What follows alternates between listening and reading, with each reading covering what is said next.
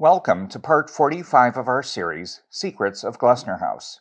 In this installment, the second of two focusing on the dining room furniture, we will discuss the meticulous process of recreating the table and sideboard.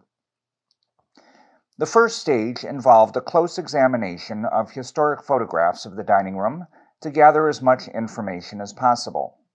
Two photos taken by George Glessner in the late 1880s provided the only views showing the table without a tablecloth and the sideboard without a runner on the top shelf. These revealed details such as the table apron and the tops of the columns supporting the shelf. We are fortunate to have a set of 8 by 10-inch glass negatives taken in 1923 by the firm of Kaufman and Fabre. The large size of the negatives results in the ability to see tiniest details clearly. This image, looking northwest, provided valuable information about the sideboard. As seen in the detail at left, we were able to see the spiral carving on the columns and could confirm that the spiraling went in opposing directions on each pair of columns. This image, looking southwest, also provided important clues, including the intricate design of the keyhole escutcheons and the filigree backplates on the drawer pulls. Both images also help to confirm exactly which items the Glessners kept on the sideboard. Frances Glessner Lee had all 5 sideboard carvings photographed by Kaufman and Fabre after her parents died, since the piece was going to be left in the house. These images provided extremely valuable information for the woodcarver. The room photos were also helpful in confirming the overall dimensions of the pieces. The size of the sideboard was easy to determine, as the piece could be compared to the grid of oak paneling on the wall. Additionally, we are fortunate to have the set of 3 linen runners displayed on the piece, allowing for accurate dimensions of the shelf and top of the cabinet. The size of the table took a bit more work. We knew that the table, when closed, was 6 feet in diameter, and that there were 18 chairs. But how long was the table when it was fully extended? In this floor plan, we can see that the distance from the edge of the stone fireplace hearth to the end of the bay window is 24 feet 8 inches. Assuming you would want at least 4 feet at each end to accommodate the armchairs and sufficient room for the butler and footman to walk around the table while serving, this would give a possible table length of 16 feet. To verify if this was correct, we next determined how much table space each guest would have at a 16-foot table. The total perimeter of the table would have been 466 inches, giving each person just under 26 inches of space. Etiquette guides of the time suggested 24 or more inches per person, and the width of the front of the side chairs, one of which is shown here, is 21 inches, so everything matched. Another interesting clue confirmed that the table was 16 feet. At that length, the armchair at the south end of the table, likely occupied by John Glessner, would be positioned as seen here. This would have been the colder end of the room, given the 5 large windows in the bay. A cast iron grill is positioned in the floor directly behind where this chair would have sat, ensuring he would have been kept warm. The next step in the research was to look for outside sources of information. Various archives containing drawings from A.H. Davenport and Company, the firm that made the furniture, were consulted, showing similar sideboards and tables.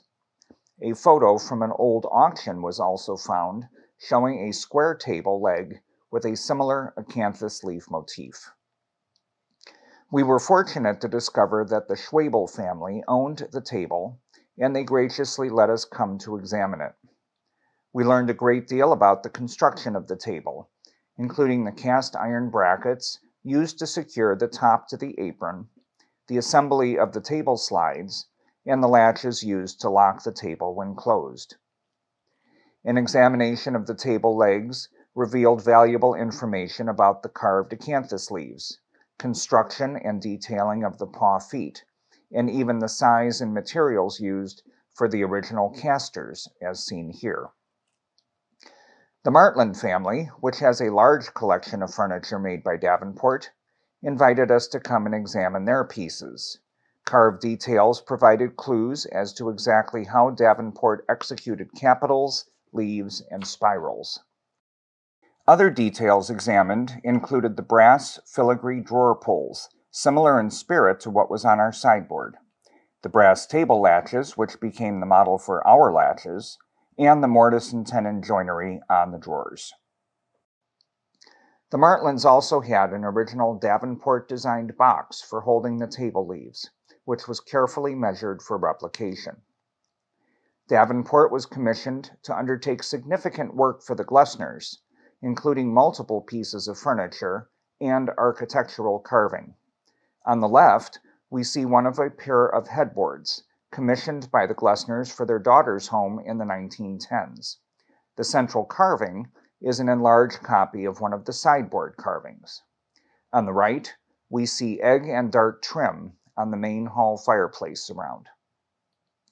The partner's desk in the library provided important information about the brass hardware.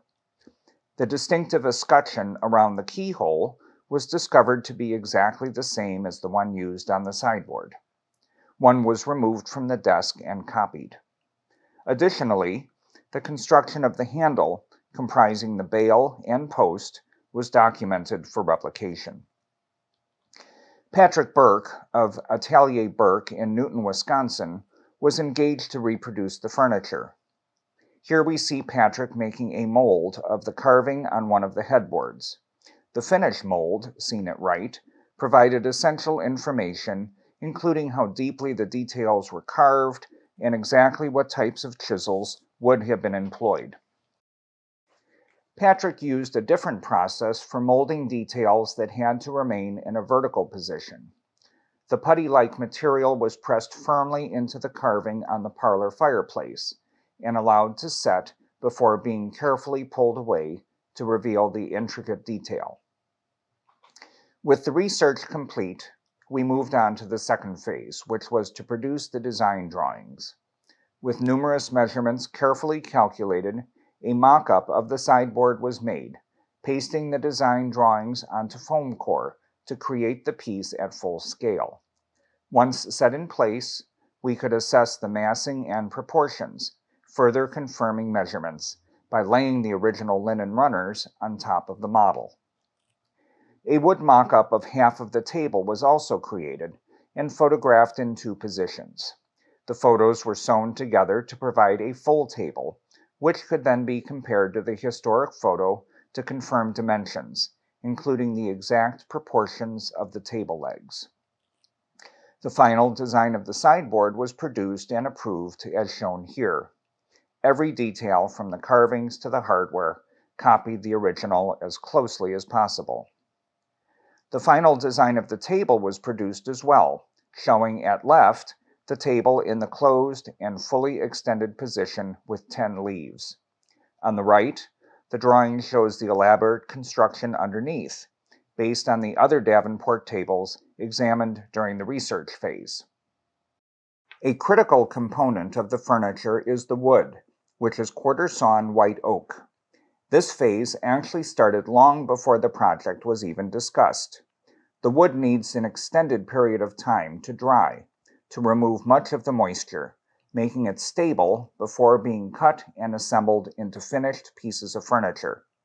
Patrick's associates, Randy Soddy and Julie Gunderson, oversaw the selection of the wood and much of the actual construction of the pieces.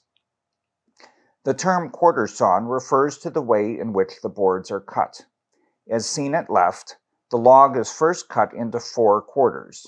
Within each quarter, the boards are cut at a 45-degree angle, providing a beautiful, tight grain. Oak cut in this way also reveals what are known as medullary rays, which cut across the grain at more or less 90 degrees. An example of the rays can be seen on the sideboard in the 4 sections of wood placed around this carving. The carving of the panels began with the making of samples. Here we see a quarter of one of the panels carved, and then photographically set into the upper left-hand corner of the historic photograph, to ensure all the details aligned exactly. In this side-by-side comparison, one is the historic photograph and one is the newly carved panel. Can you tell which is which? The new panel is on the right. Here we can see the center panel, the largest and most elaborate, in the process of being carved. The sketch drawn onto the oak board is still visible where it awaits carving, especially at the left end and where the bead trim is to be carved on the right end. Patrick was also particular to ensure that all of the details not normally visible would replicate original Davenport construction as closely as possible.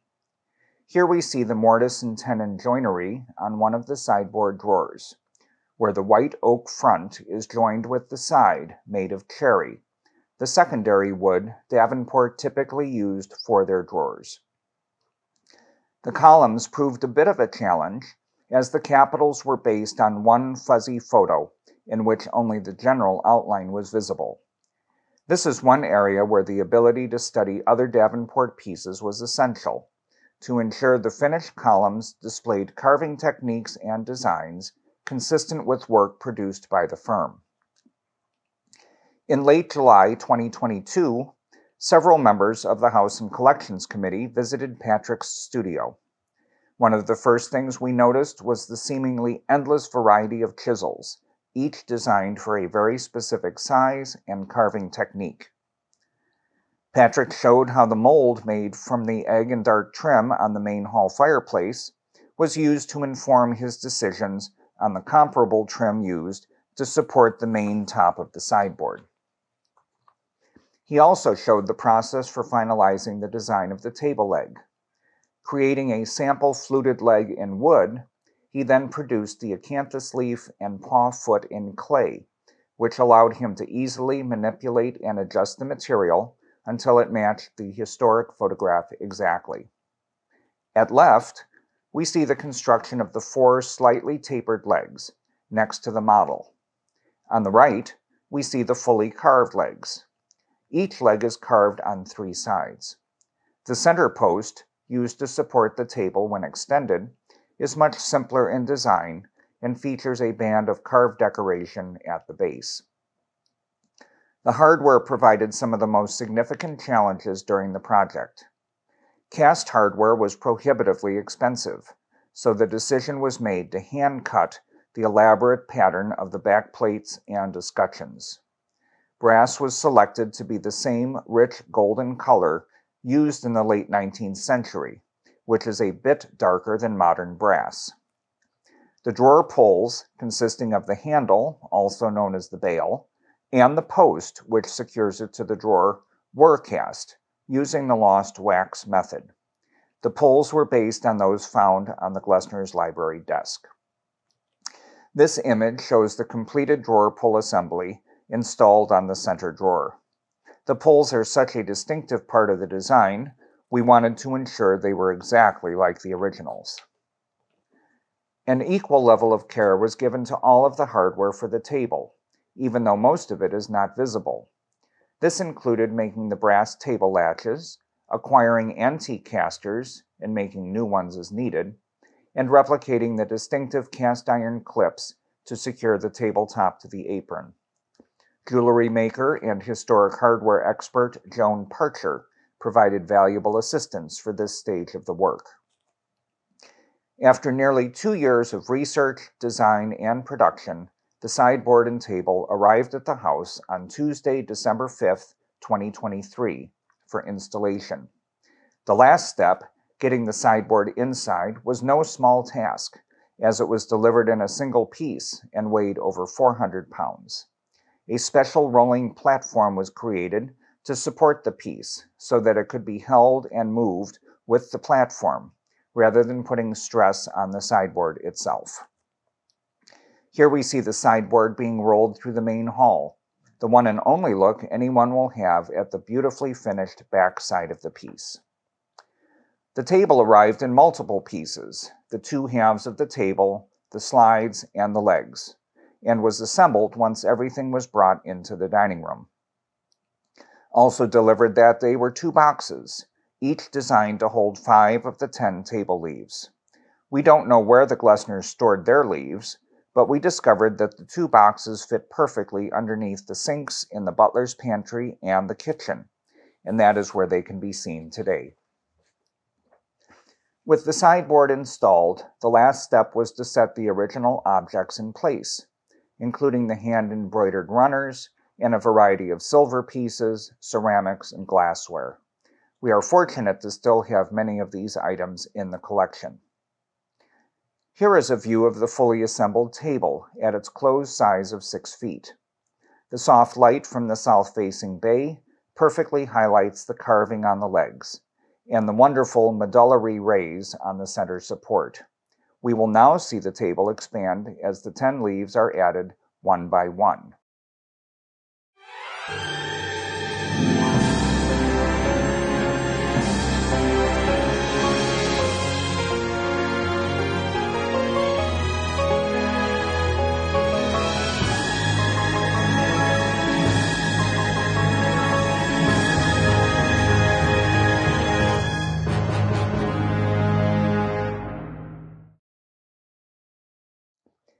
That evening, the new furniture was unveiled before an assembled crowd of enthusiastic members and supporters. Patrick Burke is shown here, posing with Alan and Angie Wagner, who provided the generous and visionary lead gift that made the project possible. With the project now complete, we see the dining room exactly as it is portrayed here in 1923. Patrick is hard at work recreating the additional dining room chairs, and when complete, we will be able to offer the dining room as a rental venue, allowing people to not only see but experience the room exactly as it was intended. We hope you have enjoyed learning more about the research, design, and production phases of recreating our dining room furniture. In our next installment, we will look at how the Glessners entertained and reveal what a typical dinner would have included. Tune in next time when another secret will be revealed.